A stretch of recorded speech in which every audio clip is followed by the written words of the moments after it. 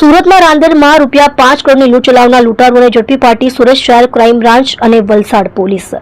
રાંદેર વિસ્તારમાંથી થયેલી ₹5 કરોડની લૂંટનો મામલો લૂંટ ચલાવનાર 4 લૂંટારુઓની પોલીસ દ્વારા ધરપકડ કરાઈ. લૂંટની જાણ થતાં જ વલસાડ પોલીસે નાકાબંધી ગોઠવી ફિલ્મી ઢબે પીછો કરી પોલીસે 4 આરોપીઓને ઝડપી પાડ્યા. લૂંટ મામલે સુરત પોલીસ દ્વારા વધુ તપાસ હાથ ધરાઈ.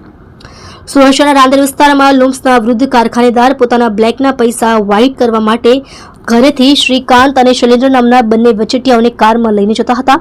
ત્યારે આ રૂપિયા આપવા માટે પોતાના બંગલાથી 100 મીટર દૂર ગયા હતા. આ રૂપિયાની સામે વૃદ્ધને RTGS મારફતે વ્હાઇટ એન્ટ્રી મળવાની હતી, પરંતુ MH01AV2304 નંબરની ઇનોવા કારમાં આવેલા 2 શખ્સે કારમાંથી પૈસાના થેલા પોતાની કારમાં મૂકી દીધા હતા અને ત્યારબાદ વૃદ્ધની કારમાં બેઠેલા શ્રીકાંત અને શૈલેન્દ્રને પણ પોતાની કારમાં બળજબરીથી બેસાડી ત્યાંથી ભાગી છૂટ્યા હતા.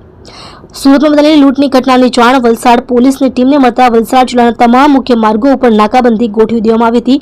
જે દરમિયાન બાતમીવાળી કાર આવતા વલસાડ જિલ્લા પોલીસની ટીમે બગવાડા ટોલનાકા પાસે પોલીસની નાકાબંધી જોઈ આરોપીઓ રોંગ સાઈડ ઉપર ભાગી ગયા હતા. જોકે વલસાડ LCB પોલીસની ટીમે ફિલ્મી ઢબે પીછો કરી 45 મિનિટની અંદર જ આરોપીઓને ઝડપી પાડ્યા હતા.